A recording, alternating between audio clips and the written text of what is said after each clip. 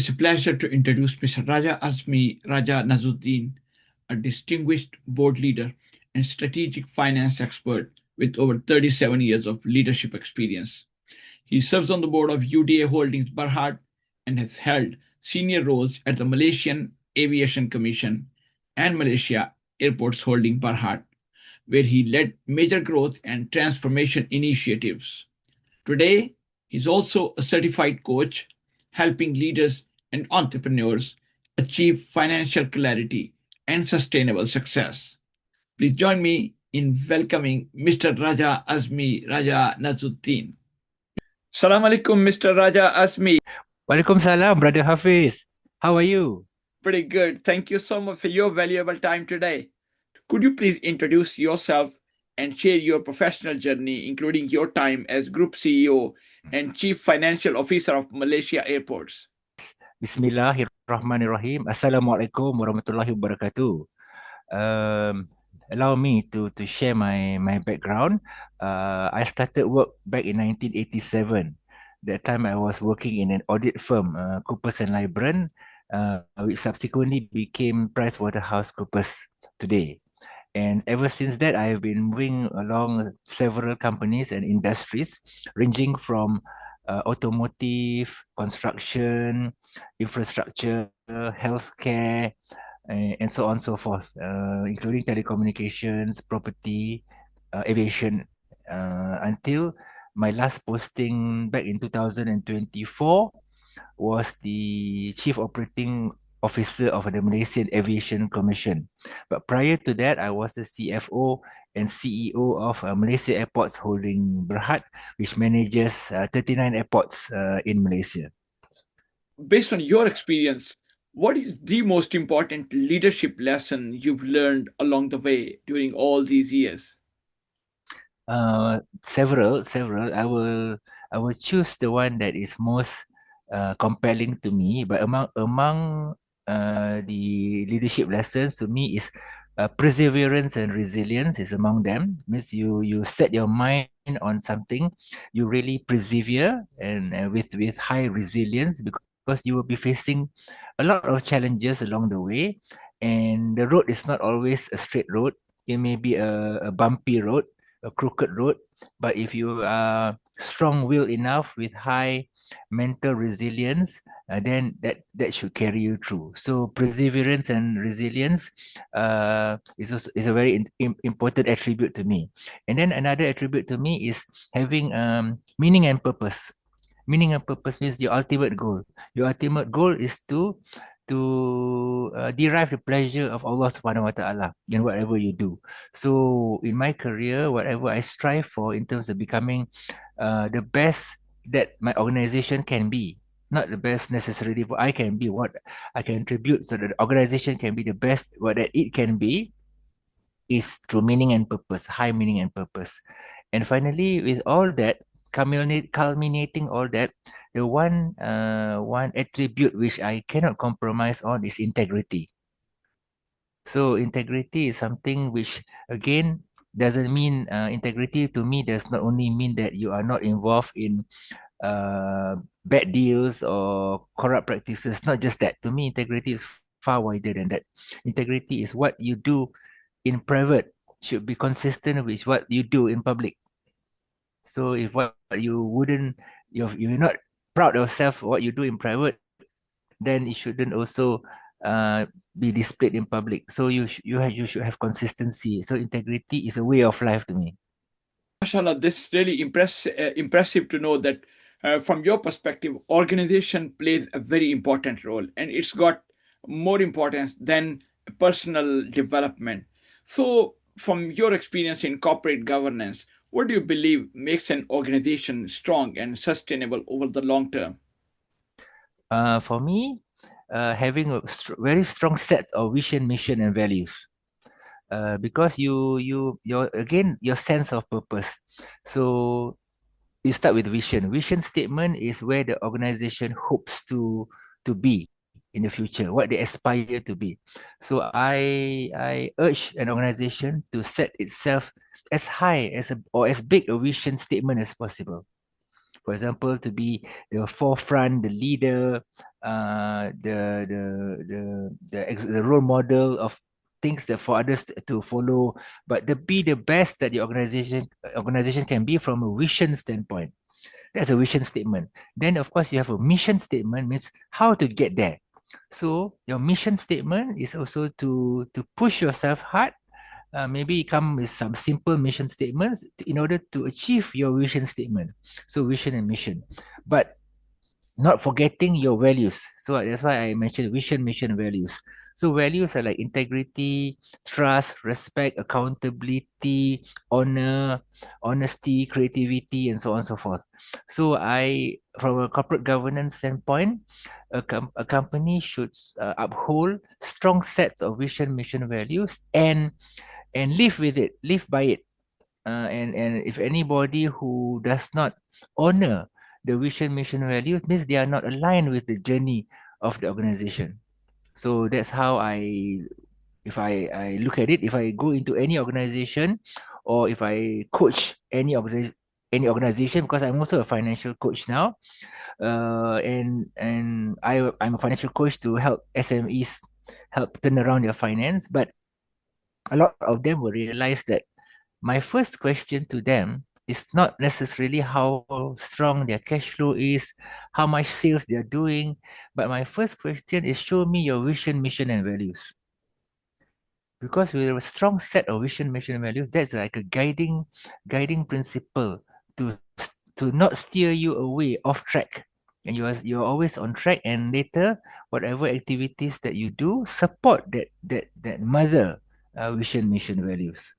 On the basis of my observation, I think Malaysian economy has hundreds of thousands of small and medium enterprises and solopreneurs. So, based on, of course, you on your in your day to day, interaction with those people, what are the most common financial challenges do you see these business owners are facing currently? Okay, but before I go to financial, I will still stress on my point earlier, which I will make sure they establish a very solid set of vision, mission, and values. Thereafter, I will ask them their aspiration in the next 5 years. Means in order for you to achieve those vision, mission, values, how do you imagine yourself in the next 5 years? In terms of your revenue, your staff strength, how many customers, suppliers, your value chain, as well as your financial strength, your profitability, your cash flow, and so on. So I will try to gauge from them their aspiration versus their current strength. So there is a gap. I'm trying to establish a big gap analysis between their what they aspire to be and their current situation. And if there's a big gap, and therefore as a coach, I'm trying my best to narrow the gap as a coach. But the common issues I normally come across, if I have to just choose one, is cash flow management. So what I mean by cash flow management is a very seldom I come across these SMEs before I meet them that they prepare daily cash flow forecast ahead. They like to look at some of them look at historical records. Some of them make some sort of estimation as to how they feel they will do in the next 1 week, 2 weeks. But very rarely they do a very systematic and structured daily cash flow forecast. If you do that exercise, then you will realize that many mistakes that you make in terms of your cash flow decisions, your decisions to spend money, your decisions to acquire assets, expand new outlet. It's not wrong. It's not wrong, but these decisions has to be data driven. So when you do a forecast, then you can do scenario analysis as to if this scenario happens, what happens? If this scenario doesn't happen, how am I going to react? So you actually have a very living document, sensitivity analysis that is dynamic. This is what I see missing. They in a lot of SMEs, they don't do this forward cash flow planning with scenario planning and sensitivity analysis. And therefore, when some decisions gone bad, it's a bit too late to for them to repair it because they did not anticipate the problems earlier on, and therefore did not take mitigating steps to counter those downfalls. From this discussion, I've gleaned two very important things from the perspective of an organization. First of all, they need to have a values based leadership. And another thing is they need to have financial discipline, as you just explained. So, why do you think is this balance important in today's business world? Okay, between financial discipline and value-based leadership. Okay, I stress on the value-based leadership part because value-based leadership can include values like integrity, creativity, accountability, respect. So you imagine a situation where you don't have values-based leadership. It's missing. So you just go free for all just because you have a vision and mission. Some companies have vision, mission, but I don't see their values. So assuming the values is missing, it means to say that if you if you don't have integrity or you don't honor, respect, accountability, teamwork, creativity, then you are not being accounted for because that is not part of your value system. Value is not a culture. So what I'm trying to say, value-based leadership means good values should be part of your culture. Uh, and you can choose whatever values that is suitable to your organization, for example, like leadership or integrity, teamwork, passion, sincerity of intent, creativity, responsibility, accountability, and so you choose what value basis is proper to your organization. And why I also relate it to cash flow management closely linked with value-based leadership is because when you start to manage your cash flow, you cannot manage the cash flow according to your whims and fancies. Whatever ad hoc decisions or whatever gut feel you have and not supported by data and based on your desire as opposed to logic. Sometimes there's a very fine line between your desire and logic. So you tend to spend money to get something which the returns may not come in at all because you do not relate closely with your decision making process in cash flow management to the value system that you should embrace in the company. So why is closely linked? Because it affects the decision that you make. Let's say you company A, company B, company C, and company D. They have the same set of cash flows, but their decision can be very different. Let's say everybody start off with 100,000 dollars, but the final outcome A, B, C, D may have a totally different outcome depending on your decision making capabilities, your value system, your desire. That's why I said do not depart away from value-based system when you are running your organization, especially when you look at your financial management and cash flow management. That's why I don't want to separate between financial management and values-based leadership. As you know, we are, as businesses, we are living in uncertain times. There are political challenges as well as economic challenges we are facing on a day-to-day basis, and AI and artificial intelligence has also entered into our business lives and even in our personal lives as well. So, from your perspective, how should leaders, the business leaders, think about risk and accountability in these kind of uncertain times? Okay, so like you mentioned now with the age of technology, you have AI, ChatGPT, and so on. So, but whatever it is, we should not lose track of our fundamentals. Fundamental as in our intellectual quotient, our emotional quotient, and our spiritual quotient. So that is not replaceable by AI to me. So that keeps you grounded. Again, I link it back to values-based leadership just now because from a management standpoint, you don't want to take unnecessarily high risk, which is not data-driven. So, in short, everything that you do, everything that you decide based on data. That's why I propagate critical thinking and data-driven decision making. I have a specific module for it to teach people problem solving tools because I don't want them to decide without data. Don't decide based on gut feel. And especially now with times of advanced technology, AI, and so on, all the more you should make sure that your data quality is very sound. Okay, but despite all that, don't forget also and be grounded. As I mentioned earlier, I said it one more time. Not just your intellectual quotient, don't forget your emotional and spiritual quotient so that you are always grounded, especially in this very fast development of AI and technology. So do your proper risk management. Be grounded that your feet is firmly on the ground. Allah Ta'ala and Rasulullah Sallallahu Alaihi Wasallam is still our our guidance. We seek guidance from the Quran. Right.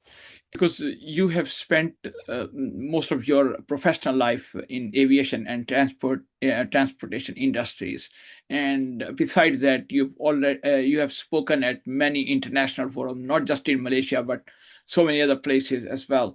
In related to this industry, how do you see the future of role of large infrastructure organizations evolving? Okay, so let's take aviation for example. Um, Whenever an airport reaches capacity, means the airport becomes very very crowded. So in the old days, you tend to use infrastructure as the answer. Means you build bigger airports. So whenever there's a congestion, the answer is to simply build bigger airports. Means creating more physical infrastructure. But in these times where there is artificial intelligence uh, and digitalization, then we have to be more efficient in the way we design airports. For example, some airports are moving towards a single token. Single token means using your maybe your facial recognition, and they can take you through all the way from the check-in right up to the gates. So when you have such a sophisticated advanced system like that, that actually um, allows you to cut down on hard infrastructure, because the soft infrastructure is the one that helps you be able to navigate yourself more efficiently in the same amount of space. So space management becomes more efficient, space optimization becomes more efficient. So the answer is not necessarily if the capacity doubles, the airport doubles, not necessarily. You can now operate more efficiently in the age of digitalization by making the airport more optimized, digitally speaking. Just a while ago, you mentioned that now you spent most of your time in coaching and training to small and medium enterprises and, of course, solopreneurs as well. Um, how does coaching help leaders think more clearly and make better decisions? The reason I'm asking you this question is, of course, you see the impact over time as to on the basis of your instructions, your guidance, what kind of decisions they make and how they are able to think clearly and make better decisions.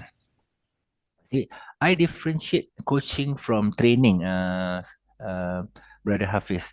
If it's pure training, means it's a one way. I disseminate the information. I'm a subject matter expert. I'll just mention something. I teach you one thing. You go in and you learn, absorb, and you try to to implement.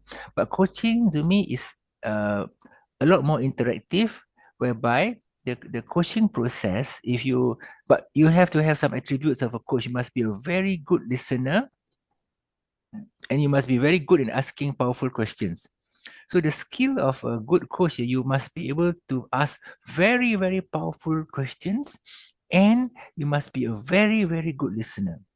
So because of these two skills being embedded, then you are able, if you do it properly, you are able to get the coachee, the person that you're coaching, to come up with the solutions and commitment themselves.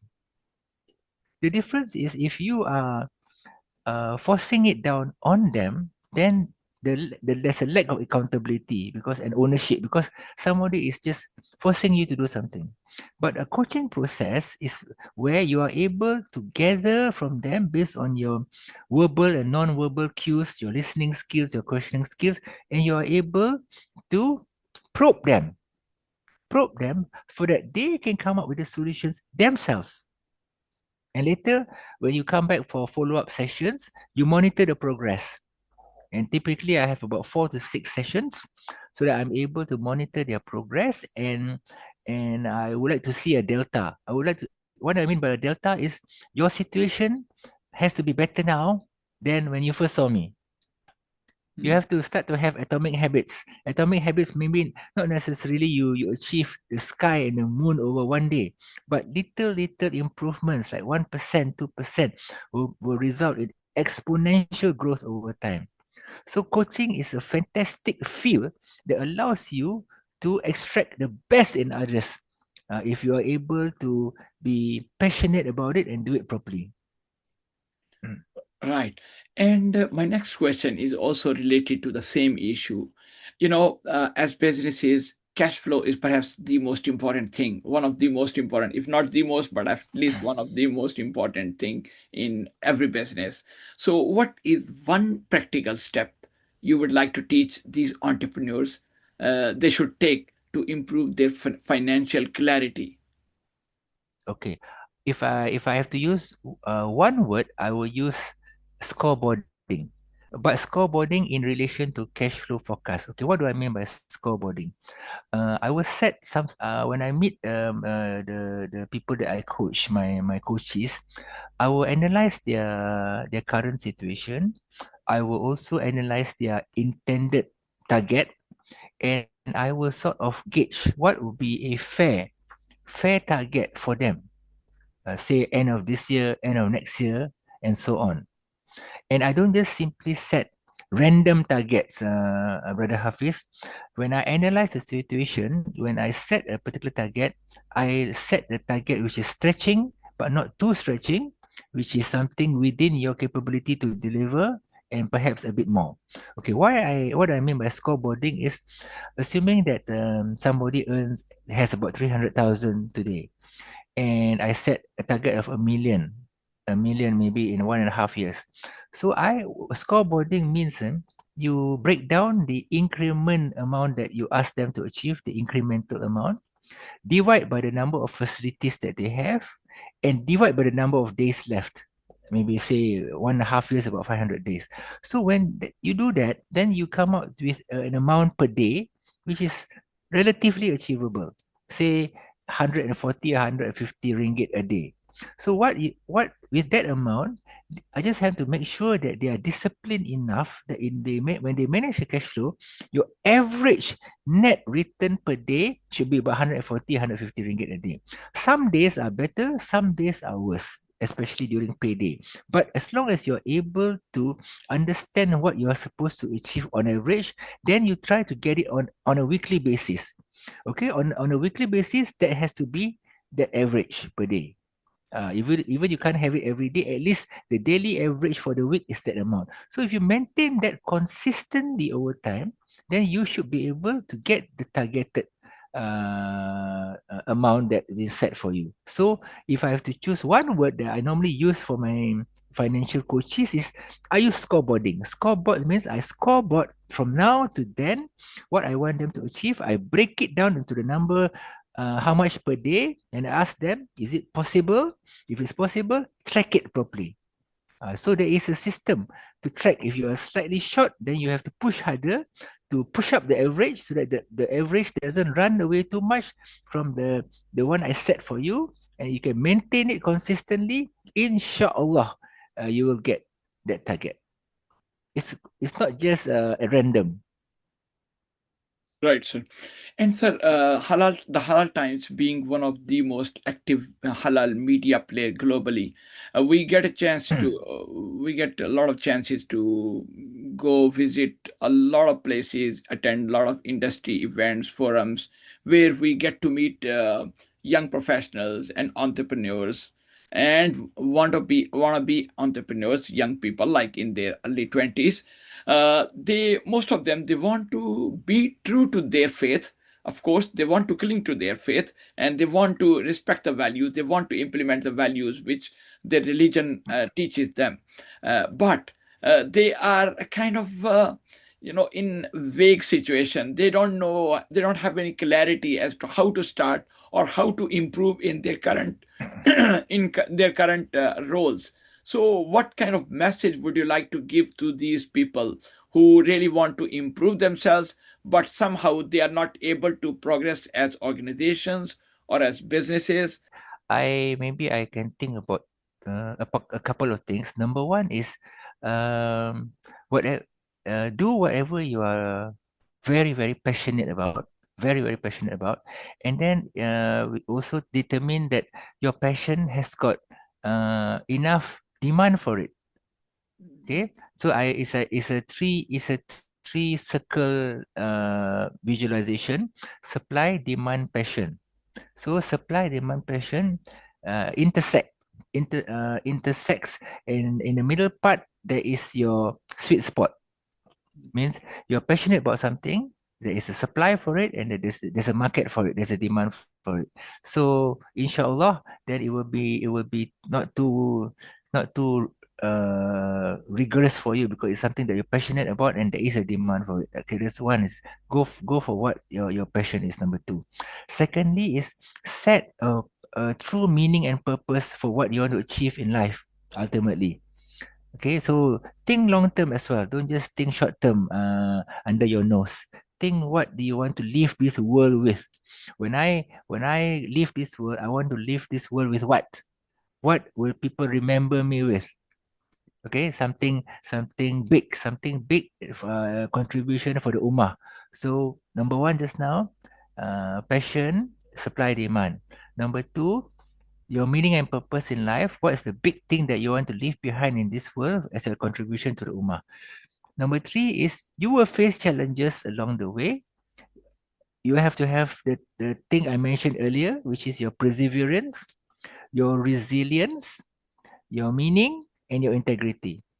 So set your passion, set your passion, set your far-sighted meaning and purpose, and go the extra mile. You'll be facing bumps and roadblocks along the way, but that shouldn't divert you from achieving your meaning and purpose. If the meaning and purpose is not strong enough, any diversion will make you want to give up very easily. Any little things make you want to give up. But if your sense of meaning and purpose and your goal in life is very clear, you do not let these distractions get in your way too easily. You will stay focused. You will let the bumpy roads straighten out. You will let the crooked roads straighten out, and you will still stay the course and still chase for your passion with the ultimate contribution to the ummah, such that our Prophet Sallallahu Alaihi Wasallam, inshallah, will be proud of you. Sir, thank you so much for your valuable time. Thank you so much. Assalamualaikum. Salam alaikum. Walaikum salam. Waalaikumsalam.